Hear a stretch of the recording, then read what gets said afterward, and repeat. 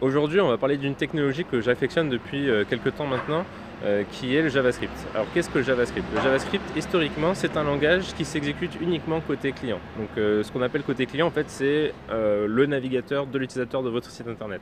Donc c'est le seul et unique langage de script qu'on peut utiliser sur les navigateurs et du coup faire en sorte que votre page permet de recharger différentes informations depuis le serveur sans rechargement de page, mais aussi d'animer la page, c'est-à-dire d'afficher des petits bouts de votre site de façon à ce que ça s'anime, que ça s'affiche, que ça se masque, que ça scrolle, etc. Donc tout ça, ce sont des actions qui sont réalisées avec le langage JavaScript et qui le rendent très intéressant parce que tous les navigateurs ont JavaScript. Aujourd'hui, elle est encore plus intéressante parce que on peut exécuter du JavaScript côté serveur grâce notamment avec Node.js. Le principe reste le même en fait. Le moteur que utilise Node.js pour faire tourner le JavaScript, c'est le moteur que vous retrouvez dans les navigateurs. Du coup, un script que vous faites côté serveur, potentiellement, il peut tourner sur votre client et inversement. C'est-à-dire que le script que vous faites côté client, il peut tourner éventuellement du côté serveur. Alors bien évidemment, il n'y a pas la même notion, il n'y a pas la même chose qu'on va faire du côté client et côté serveur, mais il y a quand même une grosse partie où finalement va être partagé entre ces deux mondes. Donc le grand intérêt d'utiliser du JavaScript côté serveur, c'est que vous allez pouvoir vous concentrer uniquement sur une seule technologie. Parce que gérer plusieurs langages différents, ça devient très compliqué. Si vous devez gérer le PHP, vous devez gérer le Python, etc., ça rajoute des couches de langage supplémentaires à gérer. Et de toute manière, JavaScript, on est obligé de passer par là pour pouvoir faire des applications web interactives et qui sont intéressantes pour l'utilisateur.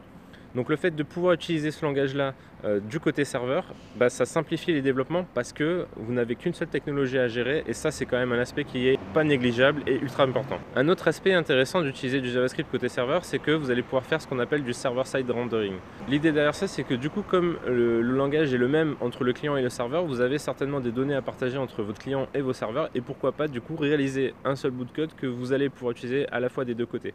Et le server-side rendering, c'est que ça, c'est-à-dire que vous allez pouvoir exécuter du JavaScript qui va être aussi exécuté du côté client.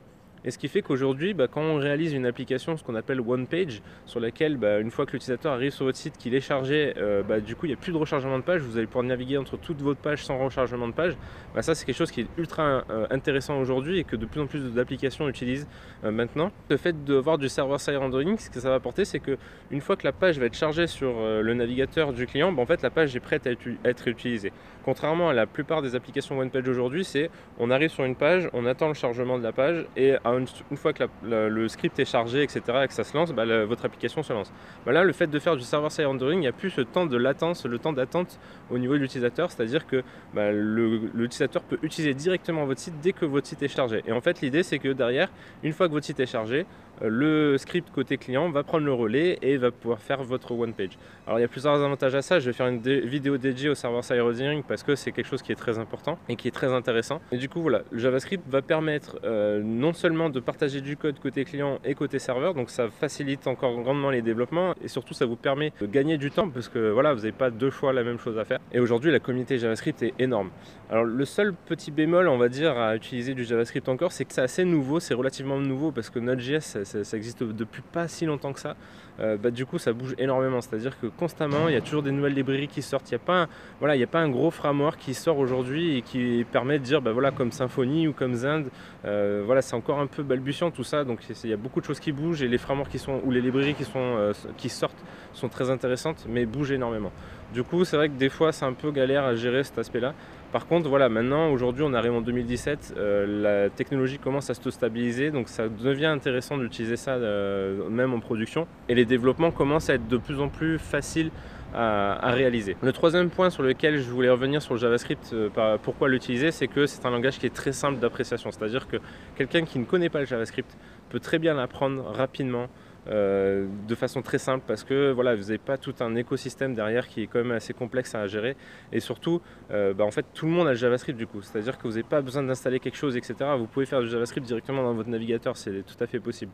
Donc voilà, c'est vraiment un écosystème qui est facile d'accès, facile à appréhender, donc pour quelqu'un qui débute c'est vraiment royal quoi. C'est à dire que vous pouvez vraiment très rapidement apprendre à réaliser un site internet avec uniquement du JavaScript, vous n'avez pas besoin d'apprendre d'autres langages, etc. Donc c'est vraiment quelque chose de très intéressant.